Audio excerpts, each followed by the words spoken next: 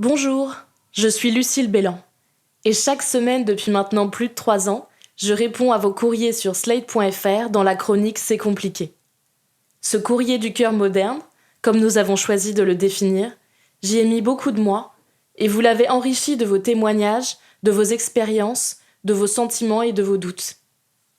Parce qu'il me semble que c'est parfois une manière plus simple pour se comprendre, et que je vous invite souvent à user de dialogue pour résoudre vos problèmes, c'est avec vos voix que je vous invite désormais à me raconter vos vies et les épreuves que vous traversez. Et de la mienne, je vous répondrai.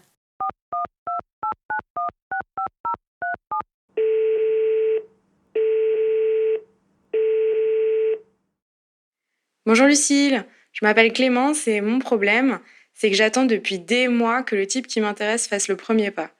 Clairement, je lui plais aussi, mais à chaque fois qu'il a une occasion pour m'embrasser, il y a comme un blanc, comme s'il attendait quelque chose ou qu'il était paralysé, et puis la situation revient comme avant et on n'en reparle jamais. Alors, je laisse tomber ou je continue d'attendre? Merci d'avance.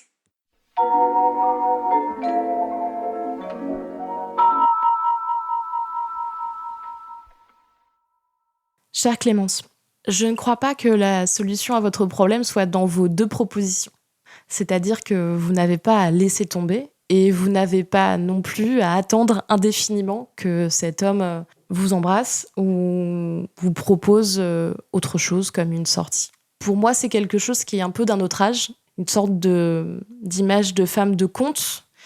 Et peut-être que vous avez de très jolis cheveux, mais vous n'êtes pas à réponse. Vous n'avez pas à attendre qu'on vienne vous libérer de votre tour. En fait, je pense que les femmes aujourd'hui ont autant le droit que les hommes d'être les instigatrices du couple et de l'histoire.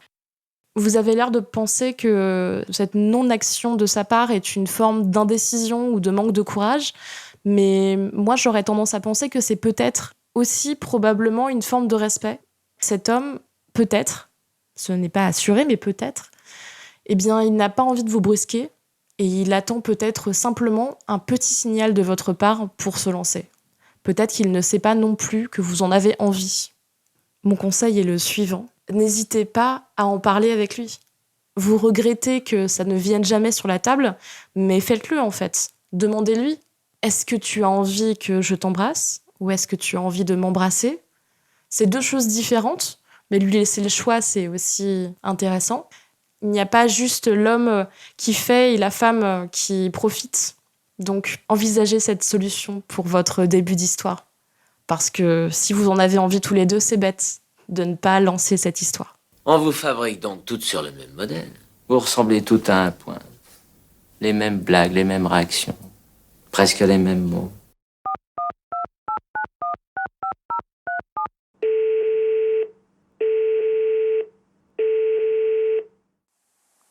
Bonjour Lucille, j'espère que tu vas bien.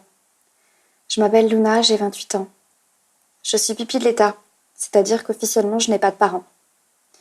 Je n'ai pas de famille non plus. En fait, techniquement, je suis seule au monde. J'ai émergé dans un climat de violence conjugale et parentale, et puis d'abandon successif. À l'époque, j'ai été assez mal prise en charge par les services d'aide à l'enfance, qui ont commis plusieurs bourdes successives. J'ai notamment été victime d'une erreur judiciaire, puisqu'on m'a placée quand j'avais 9 ans dans un foyer de délinquants parce que j'étais battue par ma mère, et qu'il n'y avait pas de place ailleurs, encore moins en famille d'accueil. Le résultat, c'est qu'aujourd'hui, j'ai une colère et un manque gargantuesque d'affection. Alors, on m'a parlé de différents troubles, borderline, on m'a même parlé du syndrome d'Asperger, etc. Les procédures de diagnostic sont souvent très longues et les spécialistes sont en général à des années-lumière de ma réalité. En fait, je n'ai jamais rencontré de personne avec un tel cumul d'épreuves et aussi isolée que moi. Je vois des psys depuis l'âge de 7 ans, des freudiens, des lacaniens, des spécialistes en thérapie cognitivo-comportementale, etc. J'ai l'impression d'avoir tout essayé. Pourtant, j'ai juste besoin d'une chose toute simple, que je n'ai jamais reçue. J'ai juste besoin d'amour, et ça, c'est ni un psy, ni un médecin qui va m'en procurer. Dans cette quête, j'ai été amenée à subir d'autres violences par des personnes pas bien intentionnées qui ont croisé ma route, qui ont repéré cette fragilité en moi et qui en ont profité. Au-delà de ça, j'ai du mal à maintenir des relations parce que j'ai une histoire beaucoup trop lourdes pour les gens qui se rapprochent de moi, et ils finissent toujours par partir. Parce que c'est trop difficile à supporter, et probablement à me supporter aussi. Ma question, je ne sais pas vraiment comment la formuler. Le corps médical n'étant d'aucune aide, je ne sais plus vers qui me tourner. J'ai essayé de mourir en août, le double de la dose létale n'a pas suffi. Ça n'a servi qu'à me faire encore plus mal, et à secouer douloureusement le peu de personnes à peu près proches qu'il me restait, qui sont à des centaines de kilomètres pour la plupart. Certaines m'en veulent, même, et ça les a encore plus éloignées. Je n'ai jamais été aussi seule de toute ma vie. Ma souffrance est insupportable, et je voudrais juste qu'elle s'arrête. Je suis à bout de souffle. Pardon pour la longueur de mon message, et merci de m'avoir écoutée.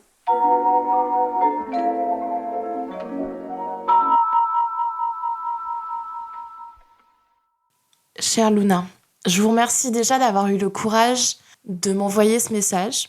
Je m'attendais pas du tout à ça quand j'ai ouvert le mail, qui disait juste plus ou moins en substance désolé si c'est trop long. Et quand j'ai commencé à vous écouter, j'ai pas pensé une seule seconde que c'était trop long. J'ai pensé que ces minutes que vous aviez enregistrées, c'était le minimum syndical. Que vous aviez pas à vous excuser d'exister. Que c'était vraiment le minimum du temps que je pouvais vous accorder pour écouter votre histoire. Et que probablement les gens qui écoutent ce podcast pourront vous accorder également. Ne vous excusez pas de prendre de la place, de parler, de raconter, de dire que vous souffrez, parce que vous en avez le droit et parce qu'on en a tous le droit. Je n'ai pas de conseil miracle à vous donner, l'espèce de petite phrase magique qui fera que vous allez retrouver goût à la vie après ce que vous avez vécu. J'ai effectivement pas vécu de choses aussi violentes que vous. Et dans mon propre parcours, les moments où j'ai été le plus mal, ça a rarement été chez les psys et dans l'analyse du passé que j'ai trouvé une solution. C'est donc un peu le seul conseil que j'ai à vous donner.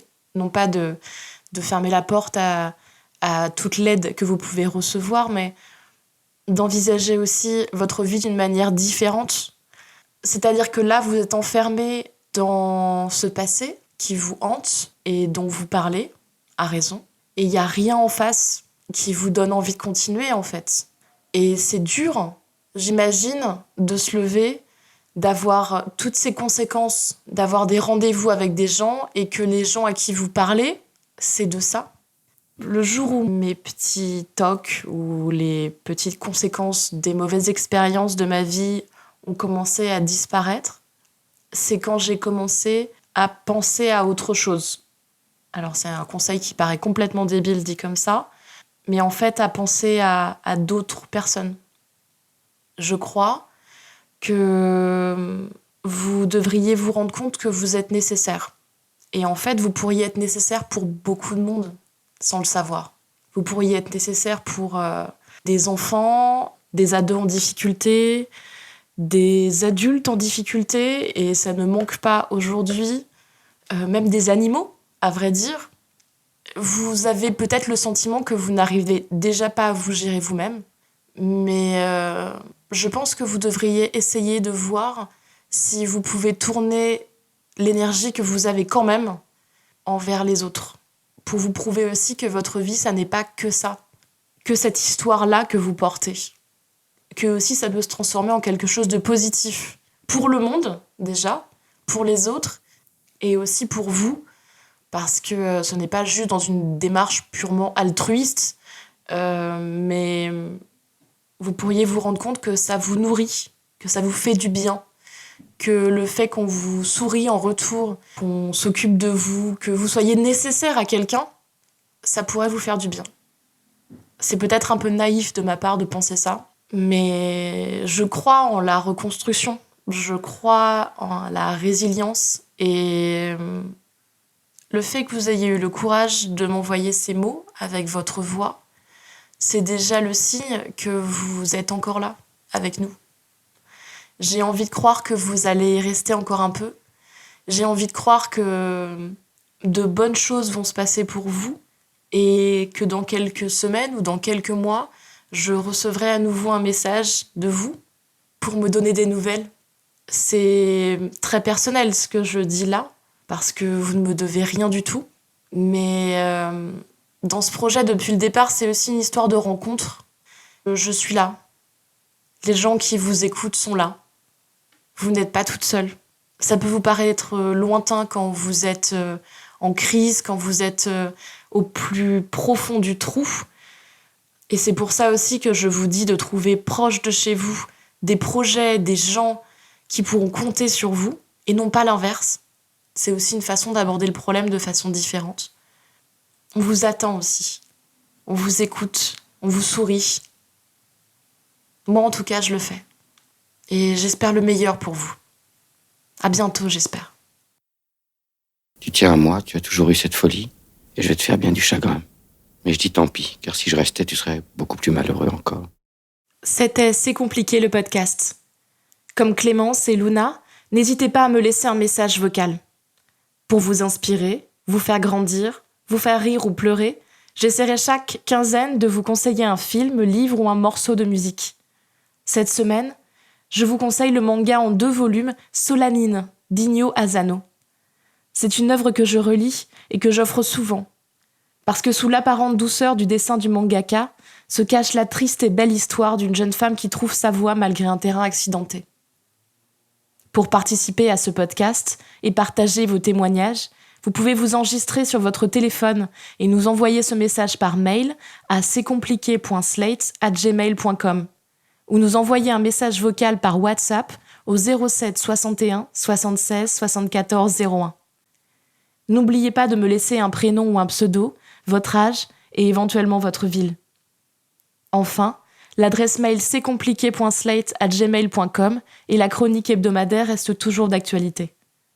Si ce podcast vous a plu, n'hésitez pas à nous laisser 5 étoiles sur iTunes ou de laisser un commentaire. Tous les autres épisodes de C'est compliqué sont à retrouver sur slate.fr. Merci à toutes et à tous et à très bientôt.